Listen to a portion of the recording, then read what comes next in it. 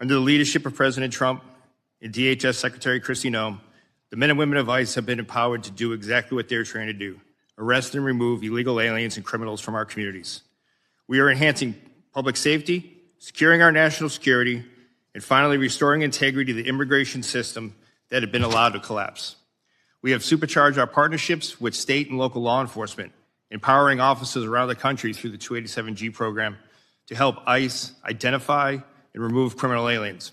Those partnerships have increased more than 900% since President Trump took office, and our communities are safer for it. I am also proud of our agency's unprecedented hiring campaign that led to hiring of more than 12,000 officers and special agents in less than a year, and more than 222,000 individuals submitted applications. This expansion of a well-trained and well-vetted workforce will help further ICE's abilities to execute President's and Secretary's bold agenda. Before discussing our broader operations, I must address the situation in Minnesota and the dangers that ICE agents and officers face nationwide. While the investigations remain ongoing, I'm encouraged that some Minnesota officials are finally signaling the willingness to cooperate with ICE. But let me be clear, promises are not enough. We need action. In the wake of the unprecedented border crisis of the previous administration, ICE has stepped into the breach to enforce the law. This commitment has a cost.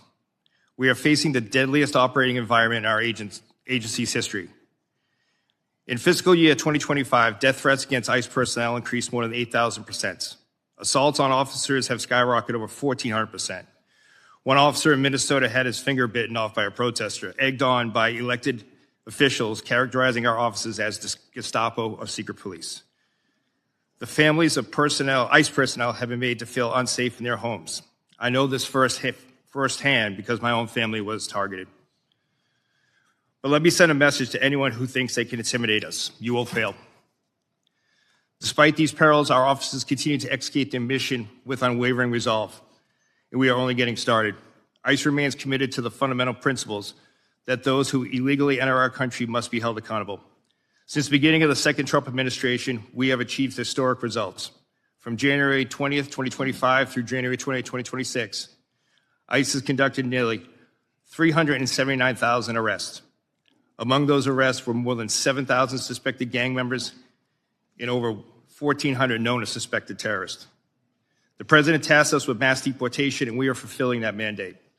Thanks to the resources provided by this Congress, we are ramping up detention capabilities and removal flights daily. In the last year alone, we conducted over 475,000 removals. It's a brutal reality that criminal immigration today is organized by sophisticated, ruthless, transnational criminal organizations. These include cartels and transnational gangs President Trump has rightly designated as foreign terrorist organizations. The only way to defeat them is to destroy their revenue. Within Homeland Security investigations, our special agents are delivering critical outcomes in the fight against transnational crime. We are seizing fentanyl before it kills our children and dismantling the networks that poison our communities. In FY25 alone, we seized more than 2.5 million pounds of narcotics, a 50% increase from the previous year and a critical blow to transnational organization groups everywhere. HSI criminal arrests are at the highest point in history.